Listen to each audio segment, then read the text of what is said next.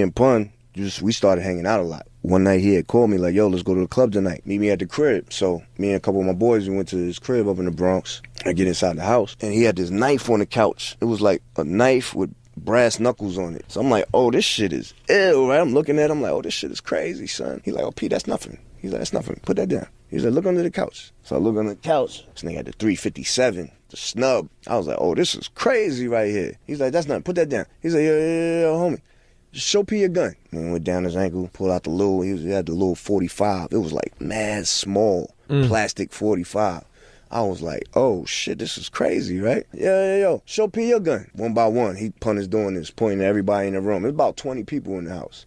He pointed at each one of them one by one. Yo, show P your gun. Yo, show P your gun. It's mad. Everybody got their guns out in their hands. So I'm the last person. He looked at me. Yo, P, let's see your gun, P. Where your gun at? I'm like, I left my gun in the car, my nigga. I ain't want to bring my gun in your house, my nigga. He like, see? He said, we got the drop on you right now, son. He said, don't do that ever in your life again. Man, keep that gun on you, man. Look all these guns out on you right now. He said, we can do what we want with you right now. And I'm like, yeah, you're right, man. He's not now, I'm just you, P, I'm just with you. He said, in store, they said I beat a guy up, like, and Pun heard they got me. He pulls up to the fucking thing in a limo with a leather suit on and champagne. They open the door, I'm like, oh. Mind you, the cell, me and Remy can't fit in the cell. Me and like, yo, twin, we made the papers, nigga. I'm like, what? He's like, yo, they gonna love us now, nigga. We get newspapers. I'm like, newspapers, nigga? We look like fucking dicks right now. You fucking crazy, nigga. Like, the story. We in the basement, like in the recording studio. Who kid came downstairs in the basement, we was recording. He's like, yo, bro. They almost got me, right? He was like, I'm like, what the fuck? Pun had the Uzi, his other homeboy. So when I closed my eyes and when I opened them, I was in the van. I was kneeling in the van, but Pun was like, yo, come over here and sit next to me so I can tell you what you're gonna do to fix this shit, right? So when I got up, the mixtape that I'm getting in trouble for falls out my jacket. But I don't know what they were saying. They was talking Spanish. I thought it was over. Pun shut the door, and then it's just me and Pun talking. We spoke for like 40 minutes, told me everything. He said it was over a Pun record, because it was, he was stealing music. Like he was stealing dats off of people's desks and go take it and put it on his mixtape. That's how he got popular. Like, I took off running, I was running. I said, you ran? He was like, yeah. I said, you pussy? He said, yeah. In hip hop, you have legends, and then you have a force of nature like Big Pun. He was a lyrical tornado with a flow so fast and complex, it could leave other rappers gasping for air.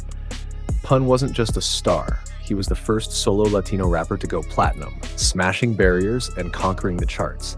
He was a genius, a titan, but the very largeness of his talent was tragically mirrored by a personal battle he was losing, a struggle with his own body that would ultimately silence one of the most brilliant voices in rap history. This is the story of how a kid from the Bronx named Christopher Rios became the colossal figure of Big Pun, and how the same insatiable appetite that fueled his ambition, in the end, consumed him. Christopher Lee Rios was born on November 10th, 1971, in the heart of the South Bronx. His childhood was far from easy, marked by poverty and a chaotic home life. When he was just 5, a bad accident in a park left him with a broken leg, an injury that came with an unexpected twist. It eventually led to a large settlement from the city, money that would give him a crucial cushion years later, while he chased his rap dreams. But the physical pain was nothing compared to the turmoil at home. Surrounded by substance abuse and domestic strife, Chris found comfort in food, unknowingly planting the seeds of a lifelong battle. Life got so rough that by 15, he was out on his own. He dropped out of high school and was even homeless for a time, finding shelter in abandoned buildings. But even without a classroom, he never stopped learning. He devoured books, educating himself while pouring his pain, his struggles, and his sharp mind into writing rhymes. In the late 80s, he started performing as Big Moon Dog with a group called the Full Eclipse Crew. Even then, it was clear he was special. A true wordsmith with a gift for weaving intricate stories. He married his high school sweetheart, Liza, in 1990, and they started a family, adding the pressures of being a husband and father to his already complicated world. Then, in 1995, everything changed. He ran into the established Bronx rapper Fat Joe. In front of the store, I was the only Spanish cat rapper. And when I came by, he was like, let me go, twin, let me go. So now I'm like, what is the fatter Puerto Rican nigga gonna rap about? And then it wasn't the pun, y'all know. It was the pun had a pack of cigarettes. I don't know why, he had a pack of cigarettes rolled up in a muscle shirt or some shit. I don't know what the fuck he was on. Some string tied in his head or some shit. And I'm like, so then he's like, so he's rhyming like the pun, we know, and then out of nowhere he said, snatch the moon out the sky and blow the sun away. Me and my niggas playing hardball, strictly hard. I was like, oh my God! Get in the car! Get in the car! Niggas was on him. I never forget. It was Cuban Link, Triple Stace, and Toom. His name was the. They was like, he's in a group. Like I'm putting the nigga in the car. They like, he's in our group. The Moondogs. The niggas is like, he's in a group. Like, let me know, yo, he ain't solo. Don't try to sign that nigga alone. That night we took him to the studio, and he was just phenomenal. He was exceptional. In a now legendary moment on a street corner, Pun unleashed a freestyle so ferocious it left Joe speechless. Joe knew he was looking at raw genius and immediately took him under his wing.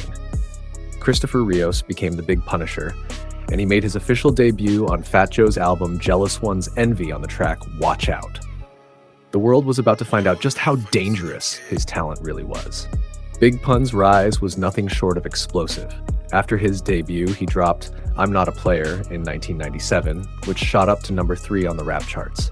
But it was the remix, Still Not a Player, featuring R&B singer Joe, that became a massive crossover smash, launching Pun from the streets of the Bronx straight into the mainstream. His style was just on another level. He had this almost superhuman breath control, letting him spit dizzying, multi-syllable rhymes without ever seeming to take a break. On April 28, 1998, Big Pun released his debut album, Capital Punishment. And it was more than just a record. It was a cultural moment. The album was a masterpiece, perfectly balancing hardcore rhymes with commercial hits, and featured heavy hitters like Black Thought and Busta Rhymes. Capital Punishment rocketed to number 5 on the Billboard 200 and dominated the R&B hip-hop charts. More importantly, it made history. The album sold over 2 million copies, making Big Pun the first solo Latino rapper to ever go platinum. It even scored a Grammy nomination for Best Rap Album. He had kicked the door down for Latino artists everywhere. But as his fame grew, so did something else. His lifelong struggle with weight was spiraling. At 18, he was about 180 pounds. By 21, he was 300.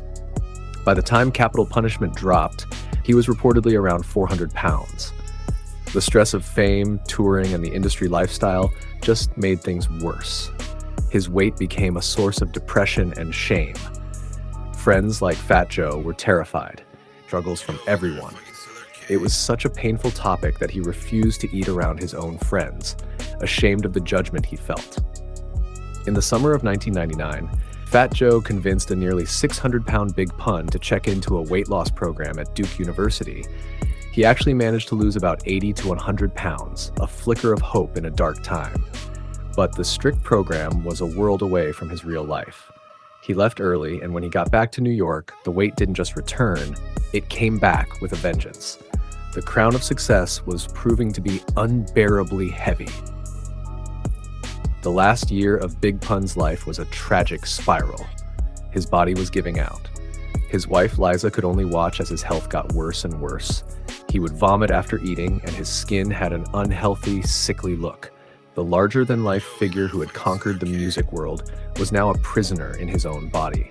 He was so sick that on February 5th, 2000, he had to pull out of a huge performance on Saturday Night Live with Fat Joe and Jennifer Lopez. Just 2 days later, on February 7, 2000, the story reached its heartbreaking end.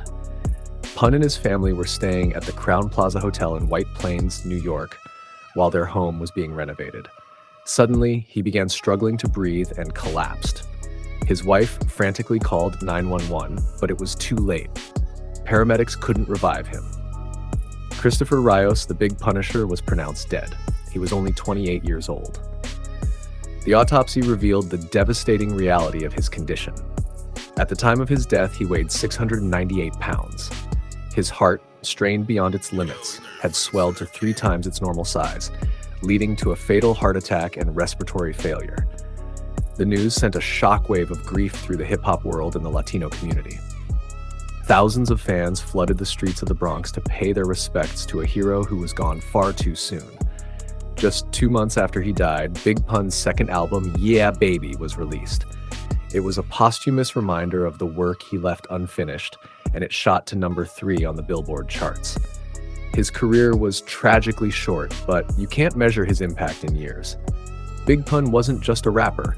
He was a pioneer who proved that a Latino artist could rise to the very top of the music industry on pure lyrical skill. He's remembered for his jaw-dropping technical ability, his infectious personality, and the raw honesty in his music. Artists today still talk about his influence. His story is a classic tragedy, a tale of a brilliant talent who clawed his way out of immense hardship, only to be consumed by the same demons that fueled his art. He will forever be a titan of lyricism, a Bronx legend, and a powerful cautionary tale about the weight of fame. He was survived by his wife, Liza, and their 3 children, who carry on his memory. Big Pun gave his entire life to his music, and in the end, he paid the ultimate price. What's your favorite Big Pun track or memory? Let it be known.